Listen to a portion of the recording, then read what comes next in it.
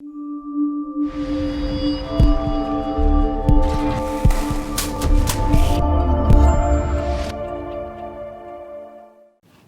my name is Gabe Walsh, and I am the legal counsel here at the Iowa Association of Realtors.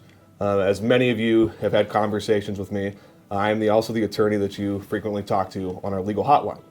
You can use our legal hotline, and all the information about how to access it can be found under the legal tab on our website.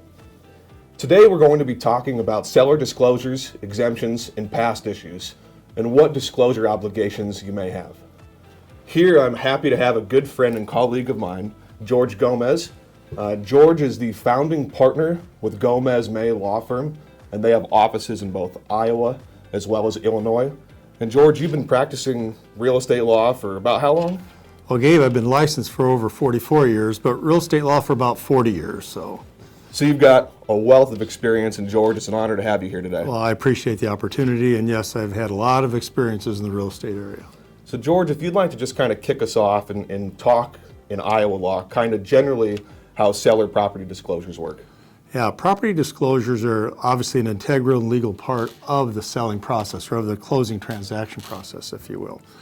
And one thing I've done in my years of practicing, Gabe, is I've kind of pointed out issues where I see realtors and sellers and or buyers finding themselves in dilemmas, legal dilemmas, ethical dilemmas. And one of them is the disclosure. Now, the disclosure is required to be given by a seller or a seller's agent to any buyer prior to the buyer making the offer upon the presentation of an offer, is when that seller disclosure needs to be handed and delivered, if you will, to that buyer or that buyer and that buyer's agent.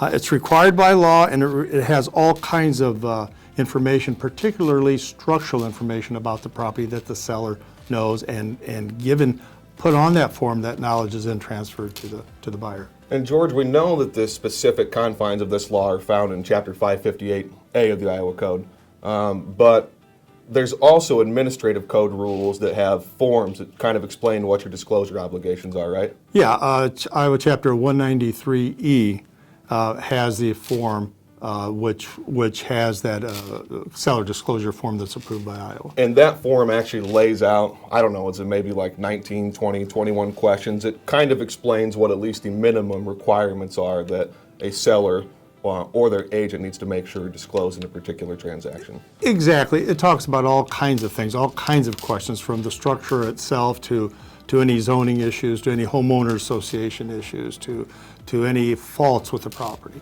And these particular transactions that we're talking about today are mainly for residential properties that have 1 to 4 dwelling units. Exactly, 1 to 4 dwelling residential properties, that's where the disclosure applies. Now, as we know, there are situations where people call the hotline and ask me whether they meet a certain exemption, because there's certain properties where those disclosures don't have to take place. I mean, if you look at the code, transfers between joint tenants, no disclosure required. Transfers between spouses or immediate family, seller disclosure is not required. But the key one that we're starting to talk about, and I actually just wrote a benchmark article that everybody will see within the next week, you should read it, that discusses another exemption, which is that a transfer by a fiduciary in the course of the administration of a decedent's estate, guardianship, conservatorship, or trust. In that situation, what the code is saying, you don't have a disclosure obligation. Gabe, that might be the first interpretation of that code, and I understand that interpretation, but I think to really understand what disclosure is required by an estate, you have to read the entire part of that section. And the issue is, if the person holding, the trust, right? If the trustee is alive or if the trustee is deceased, that's where the issue comes in, whether it has to be disclosed or not. And that's a question that we're frequently hearing about. Yeah. I don't think there's any question that if a property is in a trust and the person that created the trust has now died, that in that situation a disclosure wouldn't be required. I would agree. But the situation we're hearing about, and what that benchmark article will discuss, is a situation where a person creates a trust, is still alive, lives in that house that's been put into a trust, and they go to sell it. The question is, are they exempted under the code, or are they required to make a property disclosure? And that's the issue. And that's the issue. And I've talked to several lawyers, as I'm sure you have also. And we've gotten differing opinions on that. I have my own, but we have different opinions on that. And the problem is we don't really know in Iowa exactly. The courts haven't come down and specifically addressed this issue that I'm aware of. Yeah, not yet, but it is coming. I have a feeling that issue will be litigated at some point. My interpretation here, though, is when you look at this, transfers between spouses, transfers between joint tenants. These are situations where the person you're transferring the property to has equal knowledge about all those important characteristics of the property. Exactly. They know what the property is like. They know the condition of that property. And it makes sense why they wouldn't have to make the disclosure. Just like in a decedent's estate, the person who has that superior knowledge is now deceased, unfortunately. They wouldn't be here to have that superior knowledge. The person looking at the property probably has as much knowledge as anybody else. Agreed. But it's hard to see why the legislature, when the person's still alive and still has all that knowledge, why they wouldn't make that disclosure. And that's the issue. That's the issue that at some point, I believe will be litigated.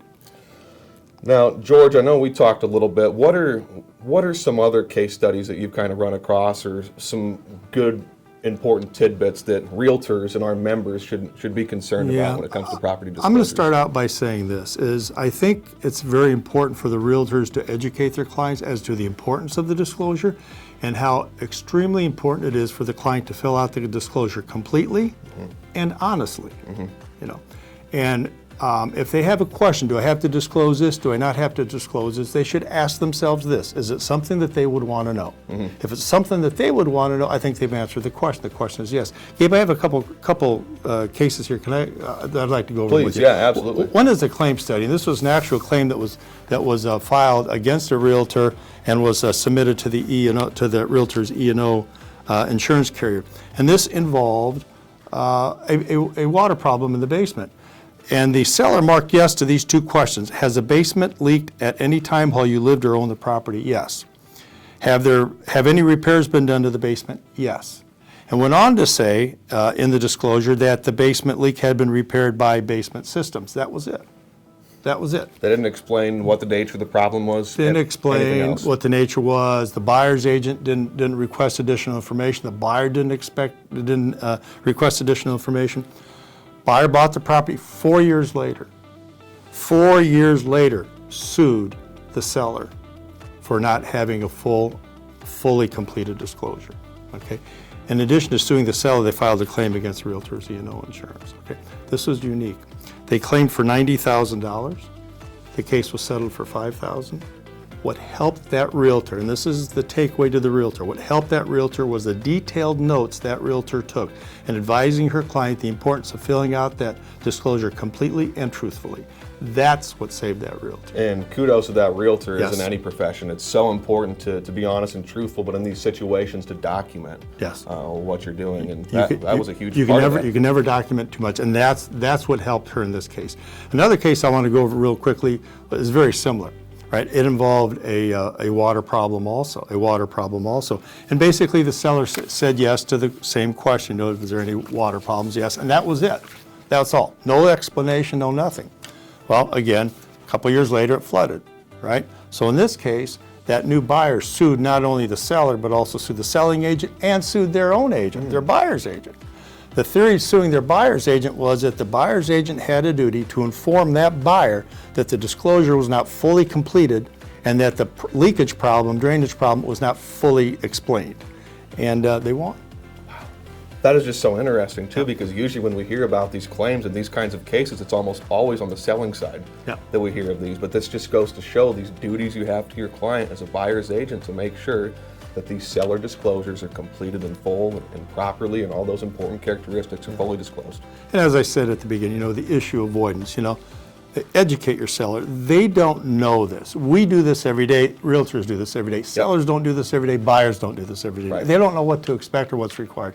Educate your seller as to the importance of filling it out completely and honestly and disclose. I don't think you can go wrong disclosing. If you try to hide something, that'll come up. Yeah, and that's why I always tell people I think it's important if you're in a close call that it's always good, to be honest and truthful and err on that side of disclosure. those are a couple really interesting case studies, but we've got one additional case. It's an Iowa Court of Appeals case, George. I know we've talked about We this. have. That was filed, an opinion that was filed in July. And this particular case, if you're afraid of snakes, disclaimer, this might cause some distress. This was a particular case where the sellers listed a house for $185,000. Buyers came, they made a full price offer. These particular buyers needed a house like immediately. So Right. before they even closed on this particular property, they asked the sellers if they could move in early. The sellers let them. And they're not there 2-3 days, and all of a sudden they find 2 large bull snakes. What? Not Two large bull snakes. not garter snakes, bull snakes. I had to look to see. I didn't even know we had those in Iowa, but I looked at the bull snake, and I mean, these things are huge. One of them's located on their bar downstairs in this basement. And they end up telling the sellers about this. And the sellers end up saying, okay, you know, we'll pay for any extermination. They pay $7,200. They end up closing on this property. And long story short, they keep finding more and more snakes. They end up, over the course of a couple years, finding 22 live bull snakes in this house that they buy, including one that fell right out of the drop ceiling on somebody's Awesome. head in the house. If I recall, the case, there was also a swimming pool there, wasn't there? There was And snakes were floating around in the swimming pool. There were even a few snakes that were floating around in this swimming pool. It's pretty traumatizing. I know when I first read this, I was kind of looking around in my office, making sure I was still safe. But, you know, in this particular case, the sellers did not include any information on their property disclosure. They answered no about any pests that were in the house. Well, what they come to find out after this case goes through litigation is that the sellers had mentioned that they had seen, over the course of about 30 years, 5 live snakes in the house, and that every year they would see 5 or 6 snakes in the yard. But they said that they hadn't seen a snake in the house for 14 years, so they didn't think that they had any obligation to make a seller property disclosure. In this case, the district court ultimately concludes that while the sellers did not know the extent of the snake problem, that is, that there were 22 snakes in the house, the court still concluded that the sellers had knowledge of the existence of snakes in and on the property and did not properly disclose what they knew about those snakes. Thank you very much for watching this video brought to you by the Iowa Association of Realtors Legal Department, and a special shout out to Jorge Gomez for being here as a part of this production today. Please feel free to call us, reach out to the legal hotline. You can call the hotline at 888-636-2622 or by emailing legalhotline@iowarealtors.com. The hotline is typically and generally open from 9 a.m. to 11 a.m. on Monday through Thursday, as well as 1 o'clock p.m. to 3 p.m. It's also open on Fridays from 9 to noon. See you next time.